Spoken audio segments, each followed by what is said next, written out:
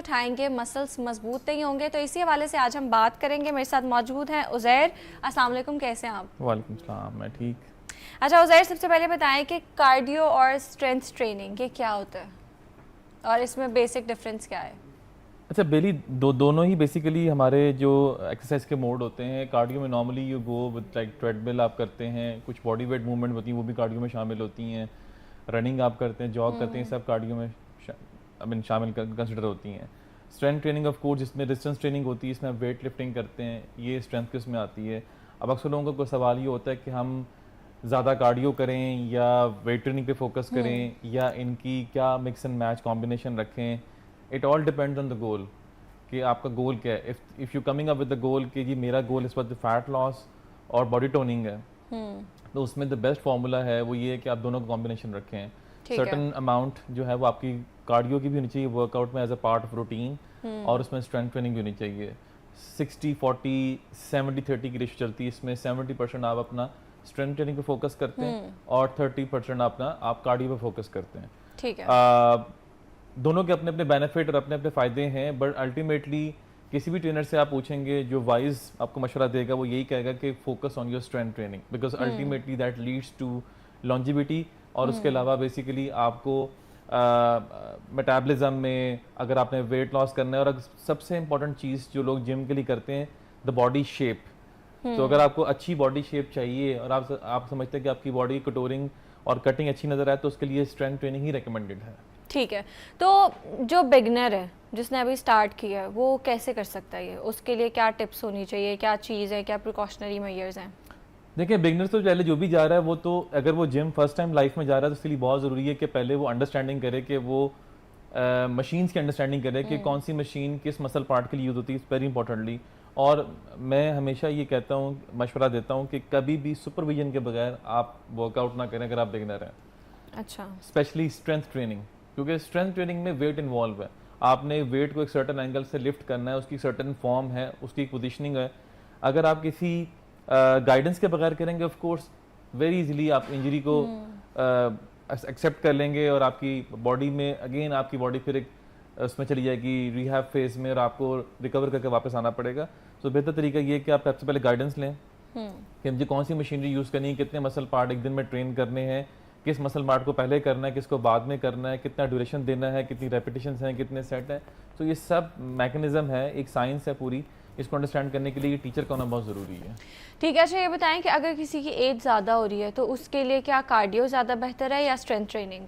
Of course anti ageing के लिए strength training ही सबसे ज़्यादा रिकमेंडेड है।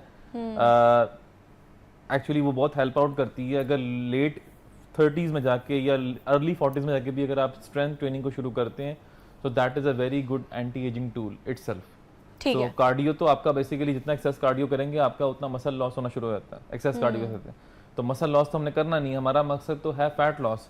मसल को तो हमने रिटेन करना है, बिकॉज मसल ही हमारी जिंदगी का प्राइमरी फोकस है कि जितना बॉडी में मसल अच्छा होगा, मसल मास अच्छा होगा, उतनी हमारी लॉन्जिविटी बढ़ेगी और हमारी परफॉर्मेंस बेहतर होगी। ठीक है। अच्छा ये बताएं कि या कोई इंसान जो बहुत ज़्यादा हैवी वेट लिफ्ट करते हैं उसके बगैर घर में कर सकता है स्ट्रेंथ ट्रेनिंग?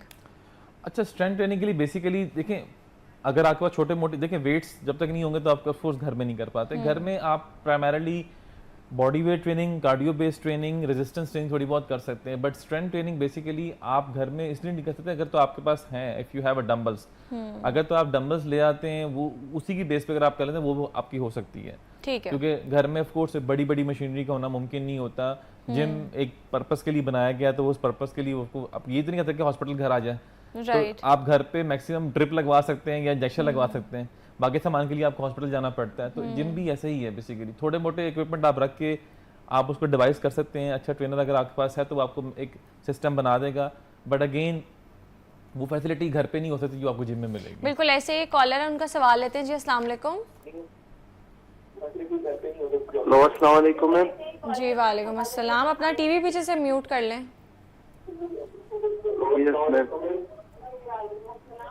जी और सवाल कीजिए। एक सवाल था मैम, मेरा एक सवाल था। जी जी कीजिए। मतलब मेरा वजन ज्यादा है, तकरीबन 85 किलो है। तो देहात में ये सारी मशीनरी भी नहीं होती है ना। ठीक है। आपकी एज क्या है? तो मतलब मैं वजन किस चीज से कम करूँ? मेरा है तकरीबन 28 है। अच्छा ठीक है, ठीक है। वो कह रहे हैं वो गांव से है और 28 है और उनका वज़न जो है वो काफ़ी ज़्यादा है, तो उनके गांव में फैसिलिटी नहीं है जिम की, तो वो क्या करें? देखिए सर, सबसे बड़ी बात है कि वज़न ज़्यादा क्यों है। या इनकी खुराक ज़्यादा है, या इनको जेनेटिकली कोई इशू है, या कोई बीमारी है, कोई ओबेसिटी का प्रॉब्लम है।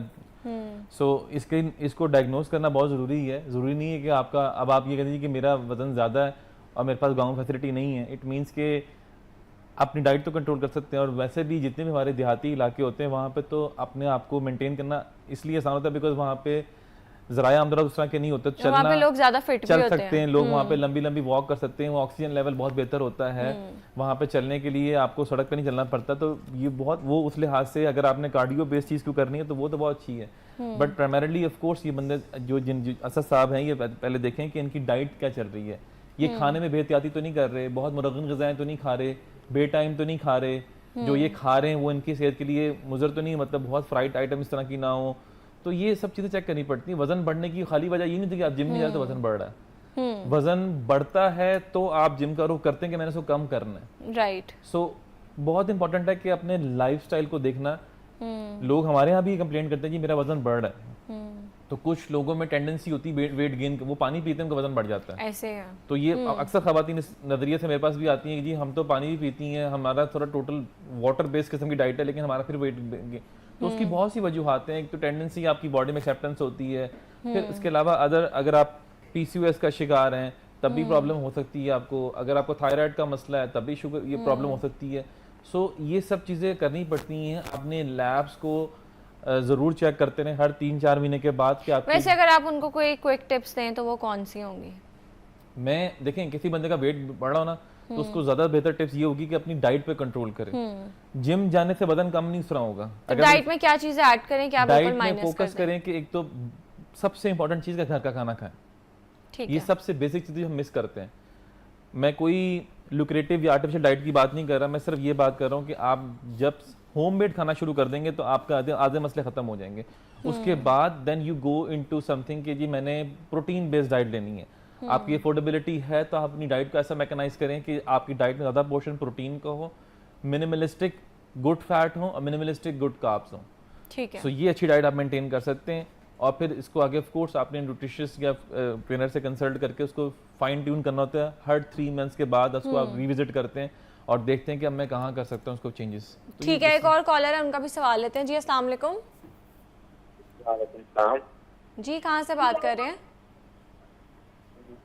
जिला गुजरावाला से। जी सवाल कीजिए। मैडम मेरा ना ऑपरेशन हुआ है बाजू का। हेलो। जी जी जी आप ना टीवी पीछे से काइंडली म्यूट कर लें। एक मिनट, हम ना टीवी बंद करें।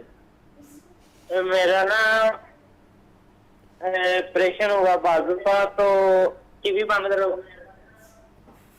वजूद मेरा खून वगैरह की वजह से फूल गया है। सॉरी क्या?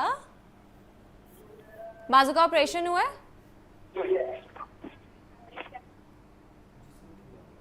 ठीक है।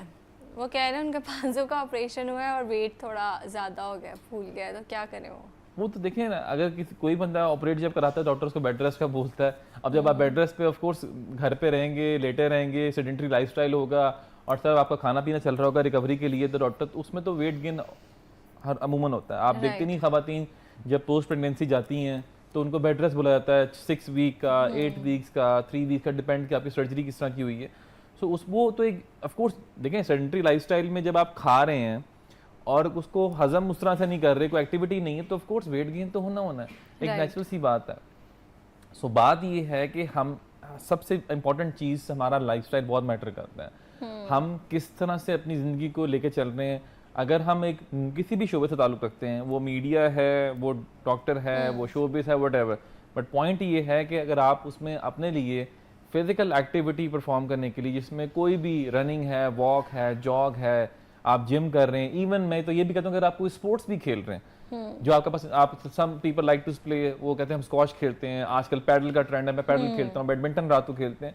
सो दीज आर गुड थिंग्स। अगर वो 1-1.5 घंटा या कम से कम 1 घंटा अपने आप को आप दे रहे हैं तो that comes into physical activity.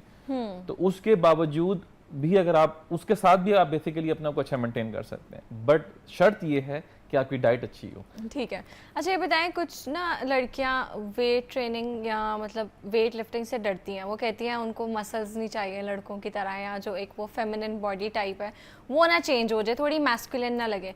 तो एक तो बताएं कि अगर वेट लिफ्टिंग से क्या सच में ऐसा होता है, और कौन सी चीज़ें हैं जिससे लड़कियों को एहतियात करनी चाहिए? देखें, ये एक बहुत पुरानी मिथ थी कि तमाम ख़वातीन ये कहती थी कि जी हमने वेट ट्रेनिंग, हमने वज़न को लिफ्ट नहीं करना क्योंकि हमारे भी मसल मर जाएंगे और हमारी बॉडी मर्दाना नजर आना शुरू हो जाएगी।